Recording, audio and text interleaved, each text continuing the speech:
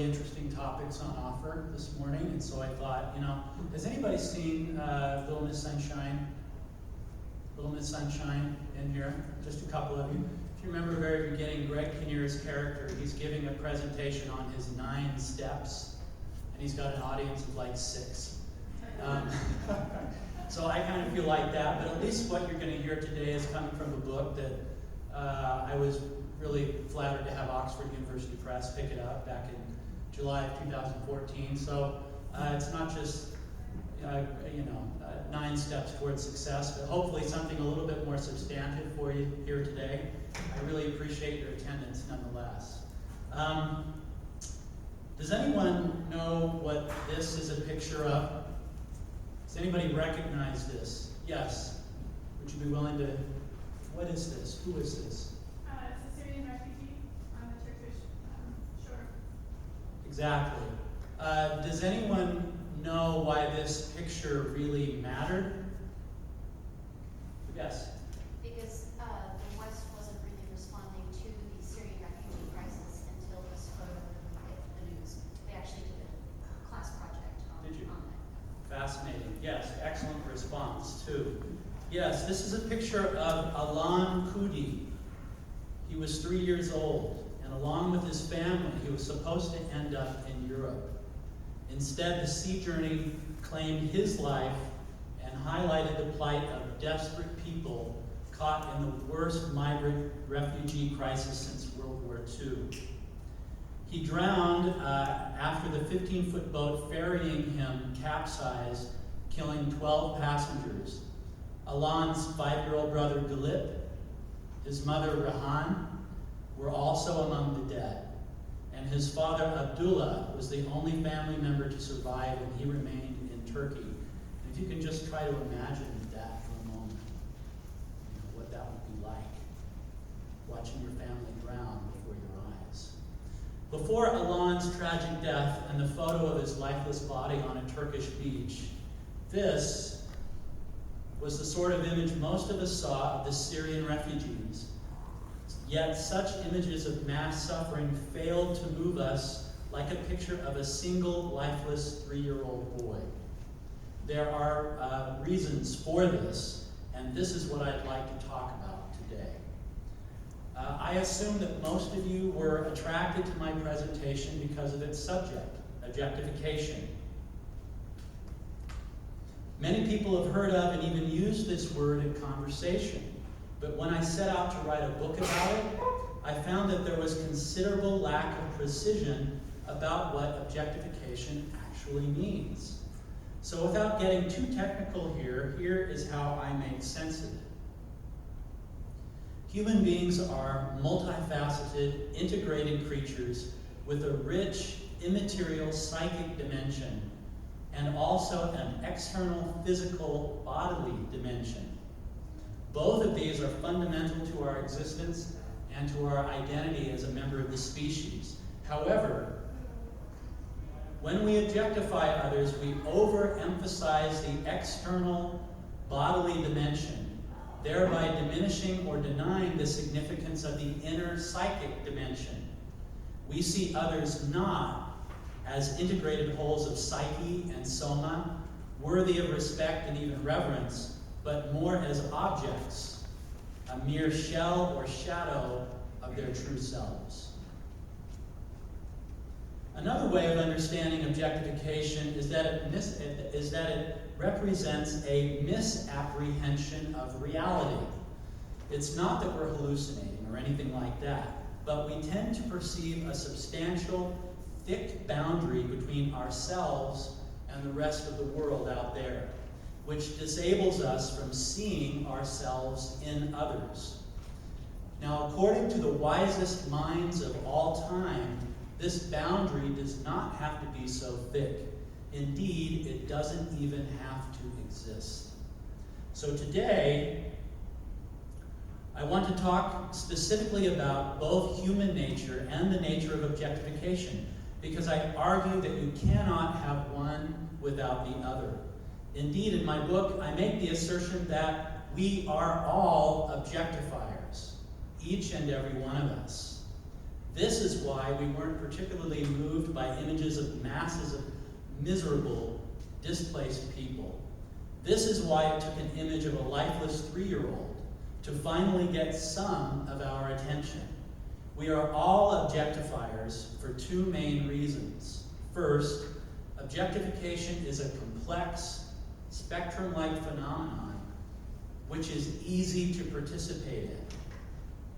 And second, objectifying comes quite naturally to human beings, almost as if we can't help ourselves.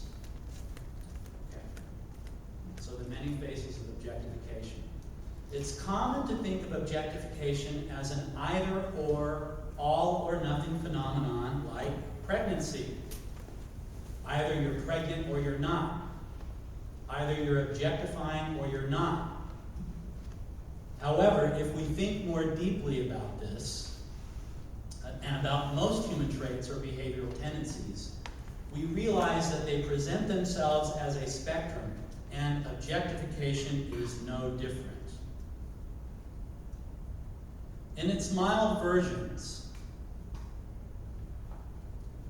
objectification is typified by what I call casual indifference. And this is where we experience little or no discernible emotional discomfort at the realization of some distant other's suffering. Examples are many, of course.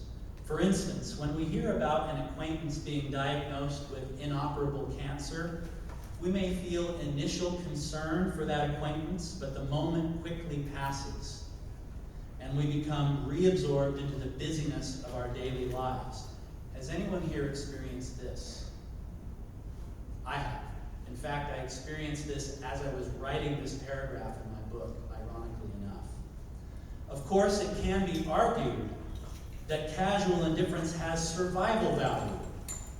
After all, we can't very well take care of ourselves and our families if we're deeply impacted by the suffering of everyone we know. Perhaps because it's adapted in this way, casual indifference is the kind of objectification most people experience most of the time. Derivativization, and that's a real mouthful, but it's a good word. Derivativization represents the vast mid-range of the objectification spectrum. To derivatize others is to perceive them as being merely derivative of oneself, a reflection of one's own identity, desires, fears, and other emotions. We then use those we derivatize in a variety of ways to satisfy our own ends at their expense. And derivativization comes in many guises, from the seemingly trivial to the sadistically violent. One example of mild derivativization includes a Miller Lite beer commercial from the early 2000s. Does anyone remember this commercial? I actually debated about actually pressing play here and showing the commercial, but my wife and I both thought, nah, it's just way too offensive. But for any of you that don't remember this commercial, it starts out in the typical Miller Lite fashion where you have 2 very attractive women on a summer veranda having the discussion about whether the beer is less filling or tastes great. Well, they soon get into an argument that escalates into the catfight, quote unquote, where these women start to hit each other and tear at each other's clothes and just happen to tumble into a fountain that was nearby. So you've got all these people on the veranda who are watching this fight between these 2 women happen as they proceed to continue to tear off each other's clothes in the fountain with high kicks and squeals and grunts. The next thing you know, they're out of the fountain and they have fallen into another very conveniently located mud pit. So in the mud pit, they grapple at one another, grunt, groan, kick, slap, and at the end, it changes frame and it goes to 2 guys in a bar who are saying, wouldn't that be an awesome commercial? Yeah, who wouldn't want to watch that? As their 2 dates look on just aghast that they could be having such a fantasy. And then, as if that's not enough, at the very end of the commercial that they actually had to edit out after it aired initially, the two women looked at each other. It went back to them in the mud pit.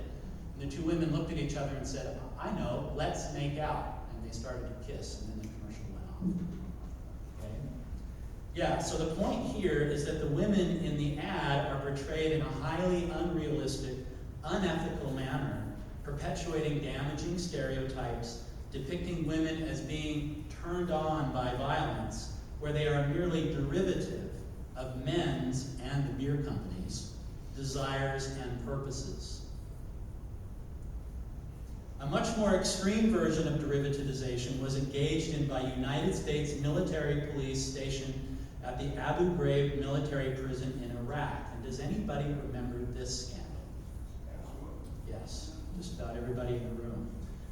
Just as a quick summary, from 2002 to 2004, so shortly after 9/11, and tensions were high, American military police, men and women, by the way, engaged in physical, psychological, and sexual abuse of Iraqi detainees. These actions included torture, rape, and eventually homicide. Thousands of trophy photos taken by the individuals involved in the abuse documented much of the activity, and leaked photos broke the scandal open to the public. One report detailed forced nudity, forced sex acts, sadistic beatings, and other forced degrading behaviors between detainees, such as the formation of nude pyramids. I remember seeing those pictures, and also with the repeated threat of harm by dogs. Whatever the external factors may have been that played a role in the American MP's treatment of prisoners, and there were some bad external factors, the abuse documented at Abu Ghraib also suggests that the prisoners became mere extensions of some of the prison personnel's feelings of boredom, impotence, anger, and resentment, and they were treated accordingly. Finally, dehumanization represents objectification at the extreme end of the spectrum. Here, we deny the humanity of certain other human beings, seeing them as being not only subhuman, but inhuman also. Dehumanization occurs in situations where one group of people wants to harm another group of people, but they can't simply murder them outright because that would be too psychologically difficult and painful. Instead, the first group begins a campaign of propaganda aimed at the other group, portraying them as something less than human and other than human. And when such images are given place in one's mind, they play on the sentiments of potential perpetrators, inciting anger, fear, distrust, and I think most importantly, disgust. This process gradually shrinks the perpetrator's perceptions of what counts as human until certain people fall outside the parameter of those who are considered valid members of the species. This extreme form of objectification leads to the worst atrocities that the world has ever known, such as the Holocaust, the Rwandan genocide, the wiping out of indigenous Americans, the African slave trade, among many others. Okay, and now human nature. What is it about us that makes us so prone to seeing other people as objects? The world's great sages throughout history have long understood that human beings have this tendency. Plato, perhaps the most famous philosopher, greatest philosopher to ever have lived, made this a central tenet of his teaching. In his allegory of the cave, and by the way, how many of you in here have ever heard of the allegory of Plato's cave? A lot of people. Great, wonderful. I'm just going to quickly summarize then. Plato likened the human experience to having been a prisoner inside a cave since early childhood. According to Plato, you and I have been sitting fixed to the same spot in a cave, unable to turn our heads or move our arms and legs because of fetters, making it possible for us to only see the cave wall, directly in front of ourselves. Whoops, I was supposed to advance that. There we go. So this is a crude depiction of this allegory. Okay, so you can only see the cave wall in front of yourselves. Light inside the cave is provided by a large fire burning some distance behind us. Okay? Less far behind, but on higher ground, is a wall with a path running behind it. On this path, other people walk, some speaking, some silent, while carrying a variety of artifacts over their heads. Statues of humans, animals, and other objects made of stone, wood, or clay. So the path's wall acts as a sort of screen, similar to that employed by puppeteers as they hide while raising their puppets into view. We prisoners, looking only straight ahead at the cave wall, never actually see the people who are carrying the objects or even their human shadows. We see only moving shadows of the objects they carry and hear occasional voices bouncing off the cave wall in front of us. As a result, we begin to attribute forms to these shadows, and we assume that the shadows represent the entirety of the forms. Okay? So Plato explains the prisoners in every way, so this is us, right? We are the prisoners. In every way believe that the truth is nothing other than the shadows of those artifacts. So this allegory depicts the problem of objectification very well indeed. Without realizing it, we are in many ways handicapped, immobilized in our lives, because we are too often unable, or worse, unwilling to appreciate the deeper truths of reality. Plato believed that it was the philosopher's job to help enlighten humanity to this very predicament that we're all in. Okay? Much more recently, the eminent American philosopher Jacob Needleman asserted that when all the world's great philosophies and religious traditions are sifted for commonalities, three central ideas emerge. And notice how closely Plato's assertions are validated. First, human beings live in a world of appearances and illusions. Second, human beings' ordinary sense of identity is not their true fundamental identity. And third, an overarching structure exists which gives order to the cosmos and connects all things together into one great whole. Right? Almost sounds like a Disney story.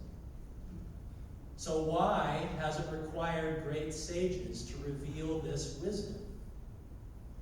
Why aren't we human beings more generally aware of these realities? I suggest the answer to these questions goes right to the heart of what it means to be human. Time will only permit me to focus on a few important elements as they relate to objectification. Okay, so what keeps us in this cave? When we are infants, we don't realize that there is any physical separation between our caregivers and ourselves. However, by the time we are toddlers, like this young man, we have acquired a budding sense of the self as separate, which gains momentum every day. This comes from a variety of sources. We've been given a unique name and are treated as precious and special. We also begin to develop the capacity for naming things, and the words I, me, and mine come quickly to most children, as any of you parents know very well. Soon, one's thoughts and feelings about one's body, gender identity, friends, family, and possessions are added to the self-concept. Continued development sees more complicated perceptions and emotions about nationality, race, and religion being added. Opinions, preferences, roles, and an accumulated selective memory of events thought of as the story of my life help to further round out our sense of self. This process of socialization results in what is called the ego. This is the superficial sense of self Needleman referred to earlier.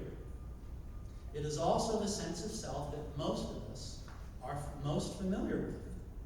The ego gives us all the impression that we are not only separate and distinct from everything else on a physical level, but on a spiritual level also. And it is this sense of separation which makes the objectification of others possible. If there's one takeaway that you leave with today from my presentation, I want it to be this.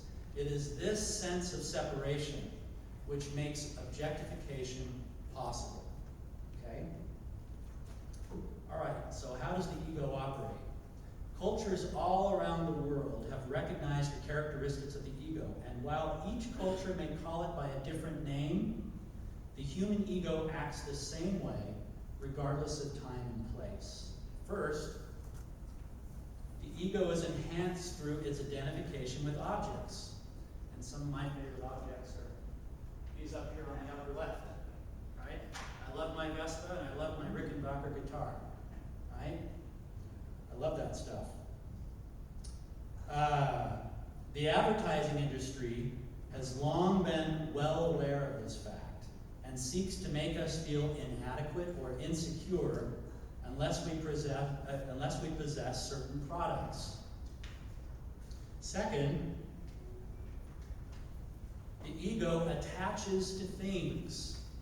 It encourages excessive preoccupation or deep emotional investment with things like cars or beach houses or attitudes and emotions like grudges.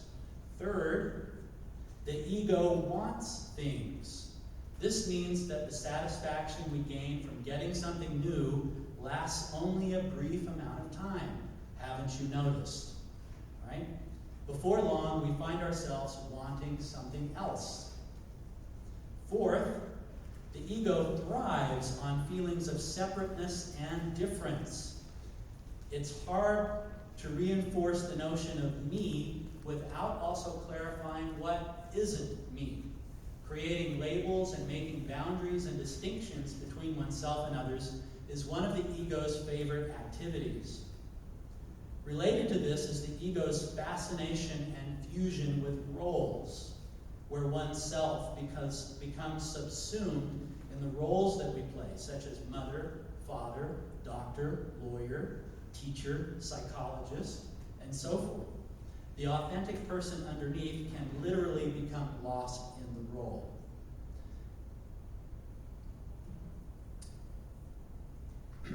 Related to this is the sixth attribute of ego, the need to be right and for others to be wrong.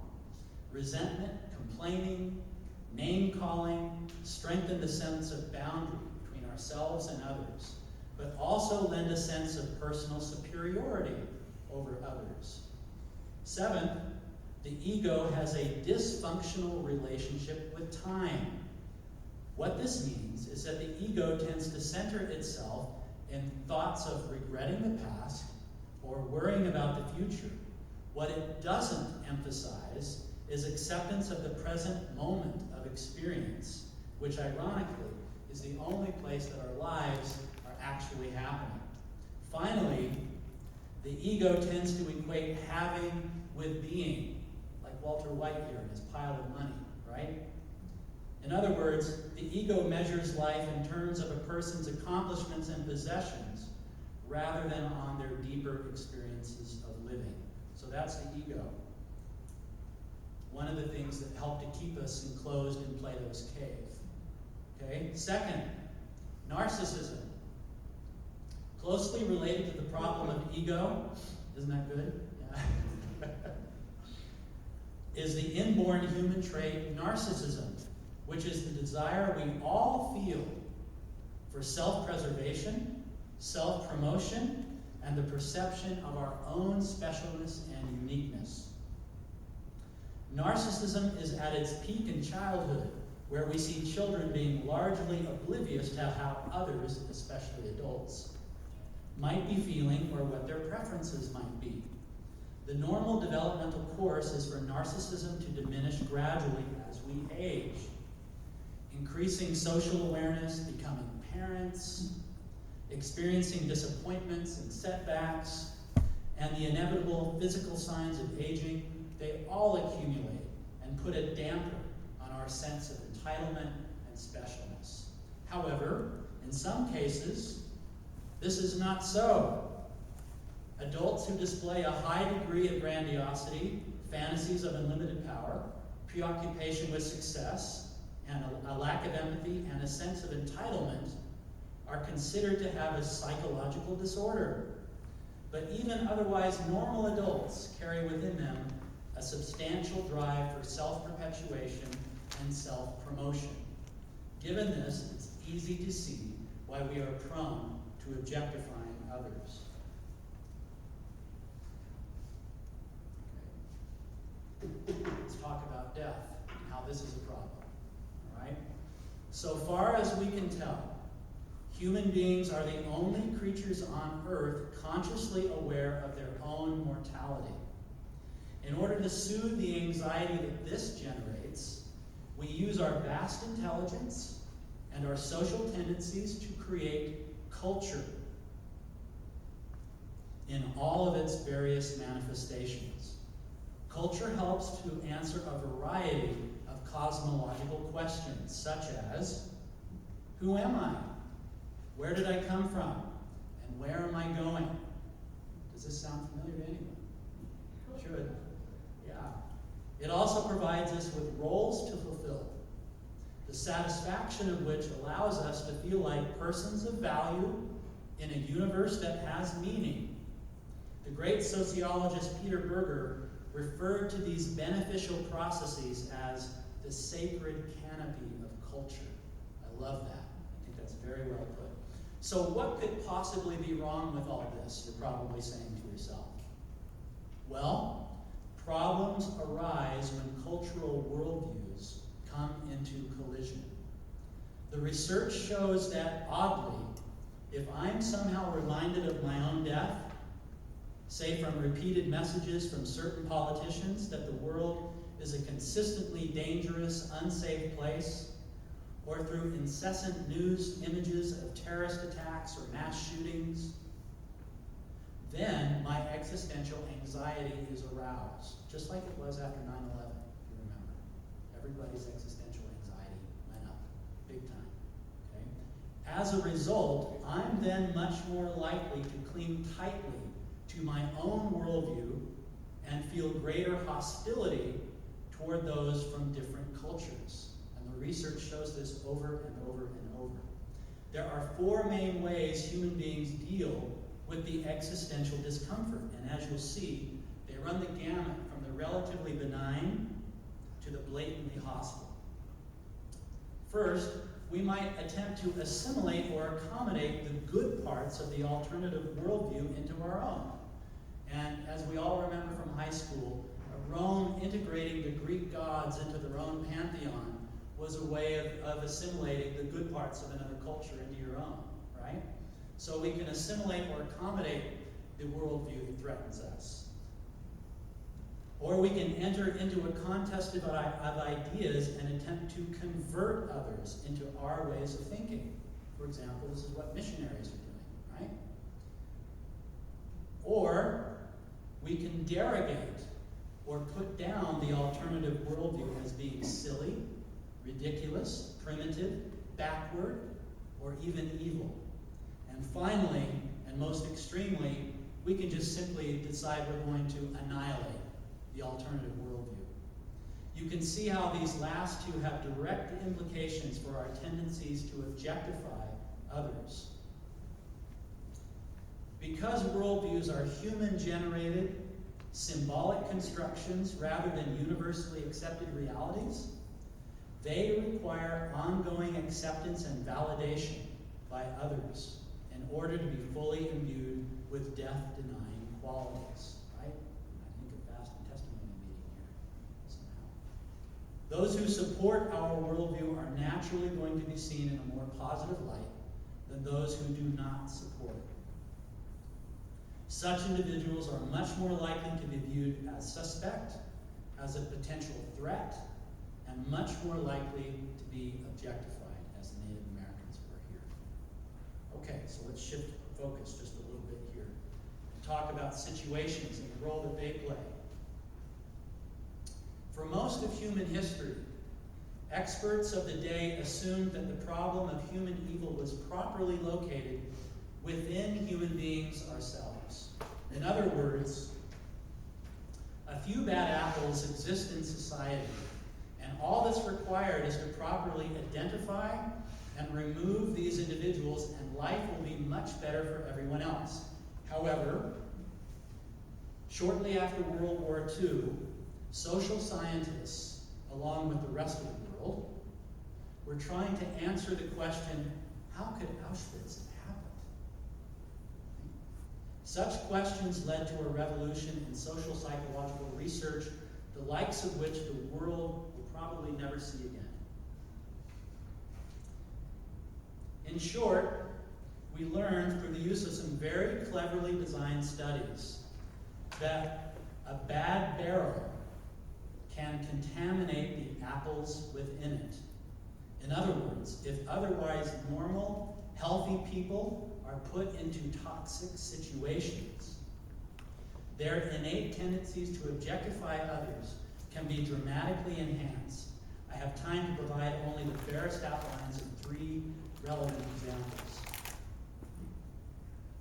Philip Zimbardo's famous Stanford prison experiment showed how adopting an arbitrary but powerful new role, complete with garb, right, a realistic setting, a ready means of aggression like a billy club and a whistle, and encouragement to use it, can move us along the objectification spectrum that I mentioned earlier. A study which was designed to last 2 weeks had to be called off after only 5 days because otherwise normal, healthy college students had lapsed into behavior which was in many ways highly reminiscent of the guards at Abu Ghraib prison 30 years later. Another Zimbardo study showed how de-individuation, and that's a fancy term for the loss of a person's sense of individuality and personal responsibility, like if you cover up your face with a mask or something, can play a role in antisocial behavior. Anytime we feel anonymous, that our reputations are not on the line, that no one knows or cares about who we are, seems to lay bare our tendencies to expand the innate sense of I am not that we all experience. This makes it much easier to engage in immoral acts. Finally, Albert Bandura showed that the use of dehumanizing labels can move us along the objectification spectrum, altering both our perspective of others and our behaviors toward them. In one study, individuals had only to be labeled as animalistic and rotten. And if you think about, the political rhetoric that's going on today, that's pretty mild stuff, animalistic and rotten, versus perceptive and understanding, right? That's all you had to do, was shift the label that much in order for subjects to be willing to shock people longer and more intensely. Pretty scary stuff. In summary, Philip Zimbardo coined this wonderful term, the Lucifer effect, when he spoke about how certain situational variables, such as toxic roles, de-individuation, and dehumanizing labels, can combine to transform human psychology and behavior from pro-social to antisocial, or, from the perspective we're discussing here, from little or no objectification to strong objectification. All right. So let's talk about the solution, right? So what's to be done about all this? Recall, I said earlier that it was the sense of separateness which makes objectification possible, right? If this is true, then objectification's antidote would have to involve overcoming this sense of separateness. Perhaps it might not surprise us that the great sages of history have also had much to say about this. Indeed, as I argue in the book, This may be a novel way of understanding the world's great religions. Each is a particular mystical attempt to solve the problem of objectification by suggesting how to ultimately become one with life. Toward this end, each tradition specifies the problem, proposes a general solution to the problem, outlines a path to follow, and describes what successful implementation of that path looks like. And yet, how are we doing? The world's great faiths have been around for a long time. They have billions of adherents, and the problem of objectification is still very much with us. And indeed, many correctly argue that paradoxically, the world's great religions themselves have been at times a big part of the problem. At the same time, there's also no question that we have made progress. Not long ago, slavery was a valid means of conducting business and organizing a nation's economy. This would be unthinkable today. Not long ago, public executions, such as hanging, beheading, breaking on the wheel, disemboweling, and drawing and quartering, were common occurrences and were viewed as acceptable forms of not only punishment, but entertainment for the masses. This too would be unthinkable today, at least when it's not on film, right? If you look at the last 2,000 years, the countries of Europe have been in almost perpetual war with one another. And this is Germany in 1555, okay? Look at how many different principalities and kingdoms there are there, boundaries. Everywhere you draw a boundary, you have a battle line, right? For every boundary, there's a battle line. And that's what Germany looked like in 1533, okay? Doesn't look like that today, right? It would now be unthinkable for, say, Germany to declare war on Britain, or for France to declare war on Belgium, right? Indeed, as Harvard neurolinguist Steven Pinker points out in his excellent book, The Better Angels of Our Nature, Why Violence Has Declined, and I recommend that book to everyone. It's a wonderful read.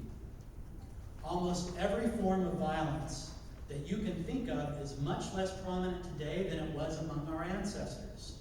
However, this is not the narrative being promoted in church, where the world is regularly decried as being a worse and worse place to live, hastening a glorious apocalypse. The truth is that something positive is happening. Pinker lists a number of what he calls pacifying factors, historical and societal shifts, exerting downward pressure on violence that go beyond the limits of this presentation. But both he and I argue that humanity is slowly, but inexorably, moving in the direction of greater enlightenment and less overall violence. As a sort of mirror opposite to the objectification spectrum that I presented earlier, I propose what I call the enlightenment spectrum, suggesting that enlightenment, the realization that we are one with life, is also best represented as a continuum running from low to high. When the objectification spectrum and the enlightenment spectrum are placed back to back, they form a grand spectrum of human capability, spanning from the very best of which we are capable to the very worst of which we are capable. But back to the enlightenment spectrum.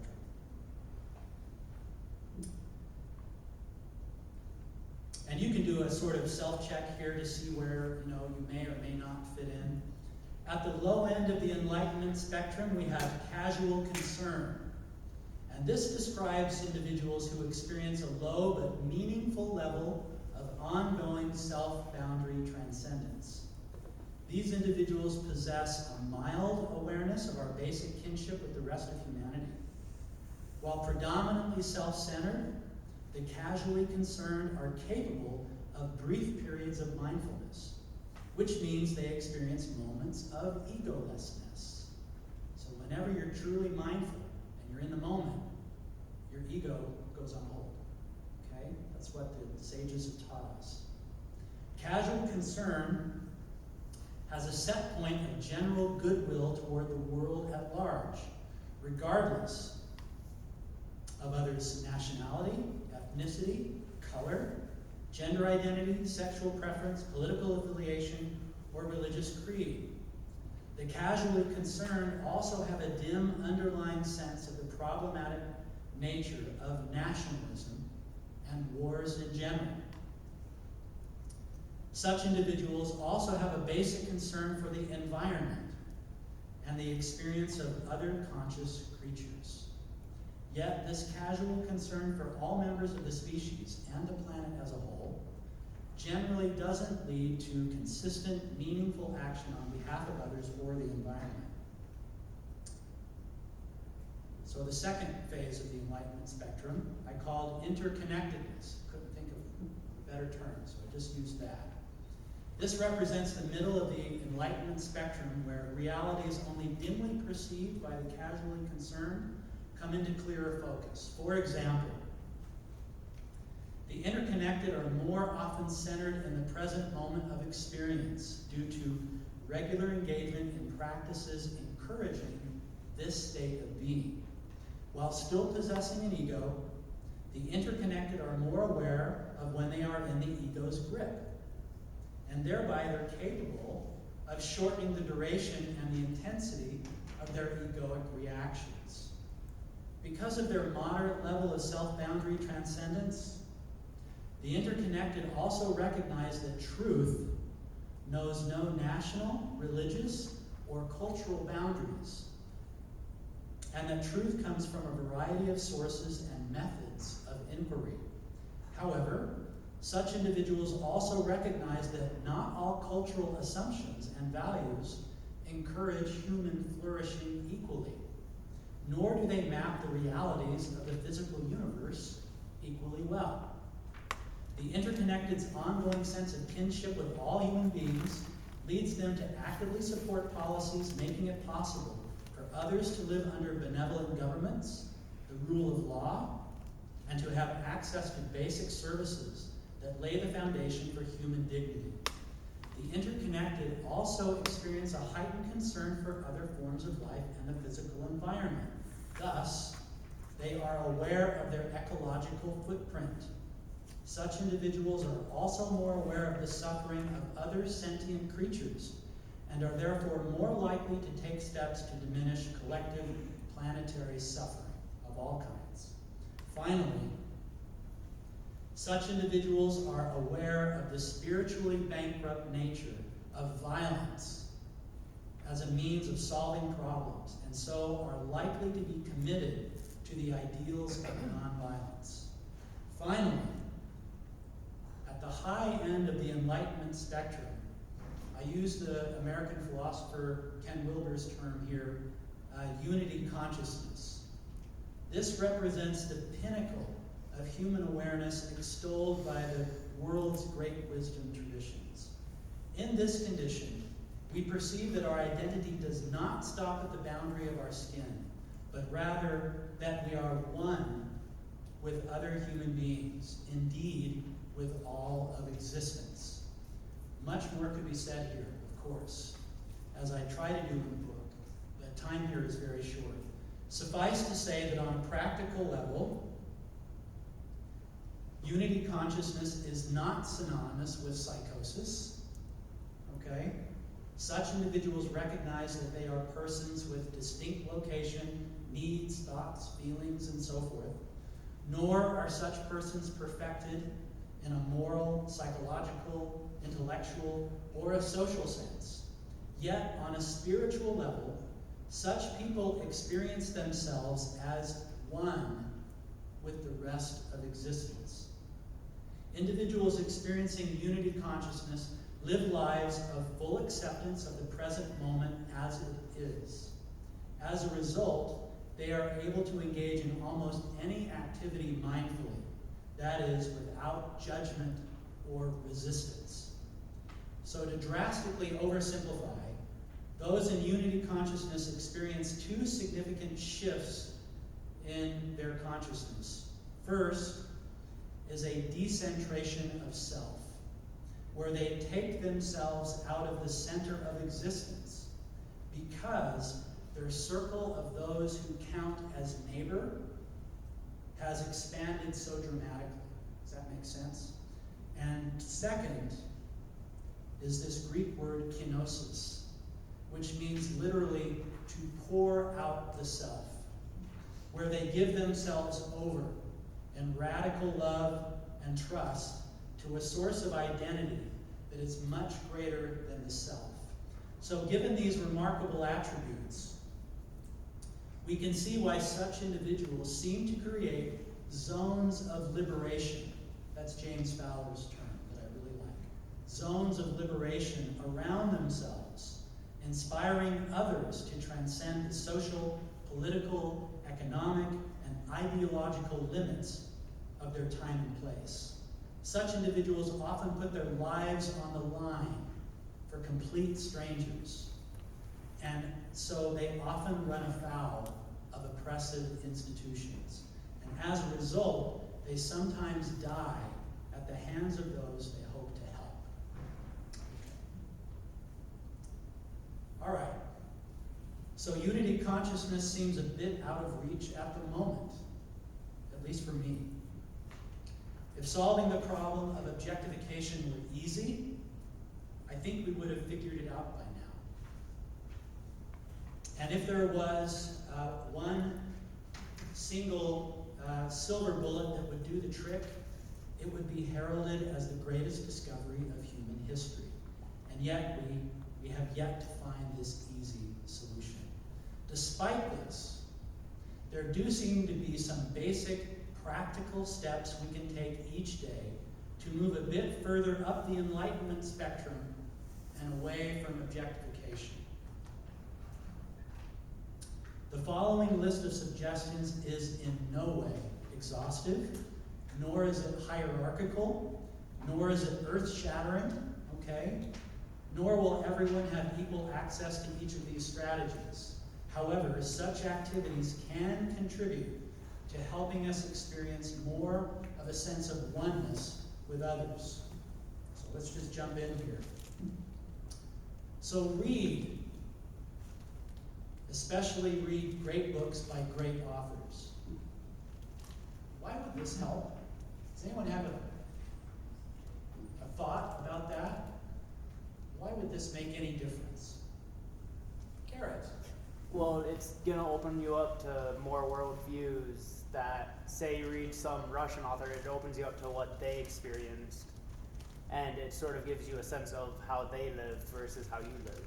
Excellent. Thank you very much, sir. Yes? They've done studies where fictional reading helps you empathize with other worlds. You take on different character classes to read a novel. And that will help you to open to be more understanding people around you. Yeah, brilliant.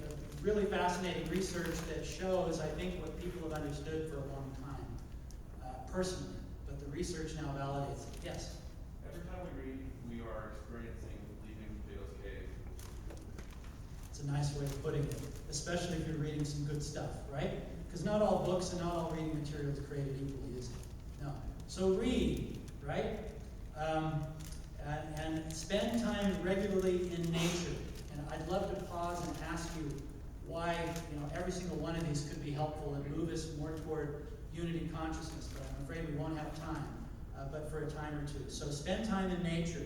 How about this one? Plant a garden. How in the world could that happen? But I think it does. I think it does. It helps you realize in some primal way that we all come from the same source. We're all nothing but dirt, guys. And the dirt is interstellar, right? I mean, it's really mind-blowing if you think about it. Travel. Pardon me?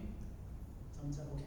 Travel and seek experiential adventures in lives and cultures different from your own. Educate yourself.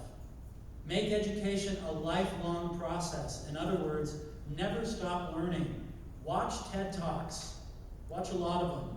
Listen to podcasts when you're in the car, traveling. Make good use of that time. I'm not saying you can't listen to good music too, but just, if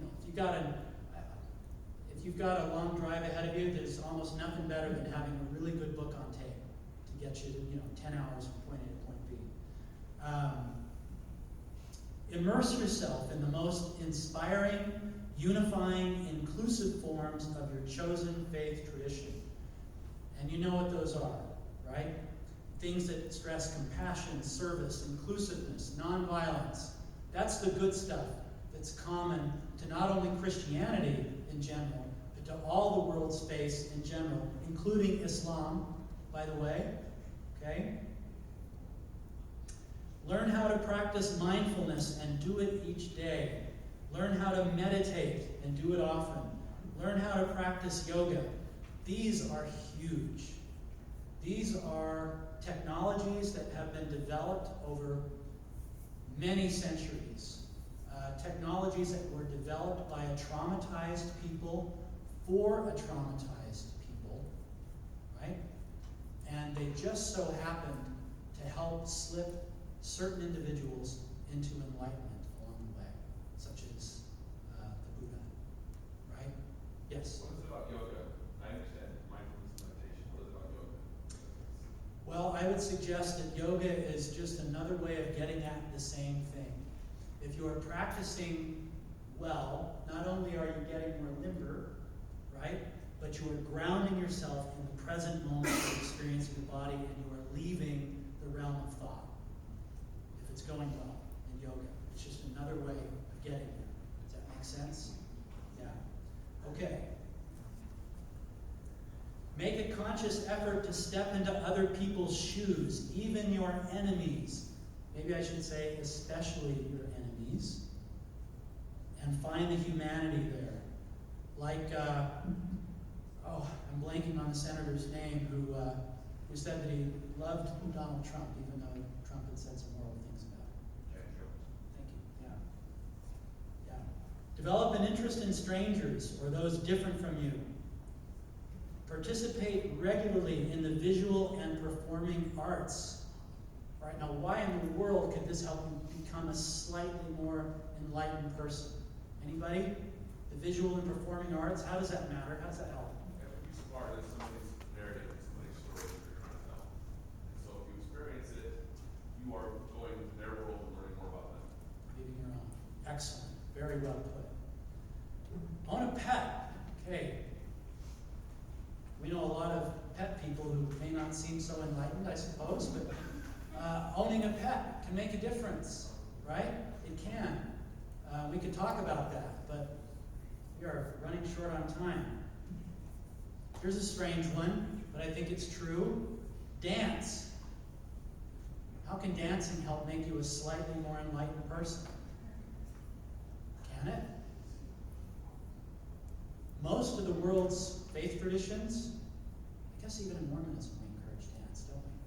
We don't have our own dances per se, but yeah, dance is a part of it. There's something about that that gets you out of your normal frame of reference and helps you physically connect with another human being and come to appreciate that, right? Serve others, that goes without saying, right? Getting outside of yourself there. Practice gratitude. That one's huge. This one can actually help with depression. It's something that I try to use myself each day, and I'm not very good at it, but I certainly encourage my clients to do it who are depressed, because there's a lot of research that shows this can make a small difference, right? Take emotional risks. Take emotional risks in relationships, right? That's what that picture is there. Become a parent. All right? Now, not everyone can become parents necessarily, but for those of us who have become parents, you know that it has an inalterable effect upon you. And hopefully you're a different person after you've had children than you were before. If you weren't, you probably shouldn't have had children. Right? Becoming a parent can help to play a small part in your becoming a more enlightened individual. All right? Vote. Take part in the civic process. Elections matter. I don't think I need to stress that too much right here and right now. Stay aware of current events. Know what's going on in the world around you. This will help you feel more compassion and more gratitude when you realize how good that you have it versus how bad somebody else has it right now. You can have compassion, you can have gratitude, and maybe you might even be able to do something to alleviate some suffering along the way. Right? Select a charity whose work impresses you and donate as you are able to on a regular basis. That is another thing that helps you become a slightly more enlightened person. And this one's massive. Practice acceptance of our lives each day. Right? Now this is something of a paradox that I've had to learn the hard way in my life, and I talk to my clients about often. If you want to change your life, one of the best things you can do to start that process is to actually radically accept your life as it is right now. That's the first step toward transformation. As weird as that sounds, as paradoxical as that sounds, that's a great truth. Yes? What do you mean by radically accept? Well, that's a fancy way of saying as substantially as you're able to say yes to whatever conditions you're experiencing right here, right now. Be it tragic illness, misfortune of other kinds. No one wants these things. And I'm not encouraging anybody to be happy about any of these things because that would be false. But if we can radically accept where we are at any given moment, we are then more in reality. And if we are more in reality, then we're going to be able to act more skillfully based on actual fact to take steps that can make an actual positive difference, right? So it's really about being in reality as much as you can be. Radical acceptance of the present will allow you to get where you want to be better than anything else, right? Okay. So, last minute or two, why does any of this matter?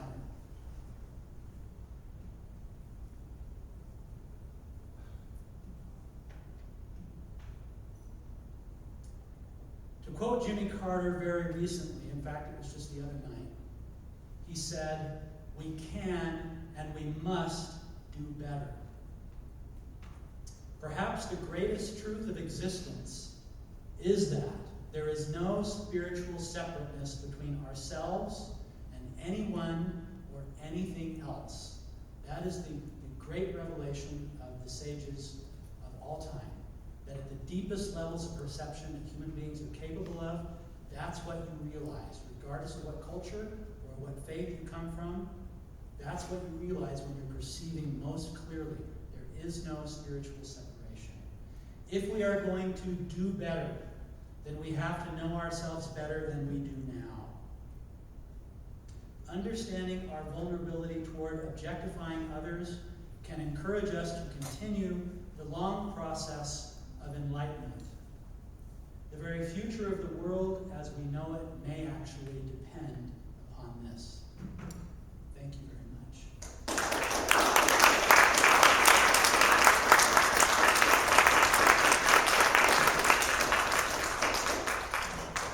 Thank you for attending this session. We are out of time now, so if we want to continue discussions, we probably want to do that out in the hall. Okay, thank you very much.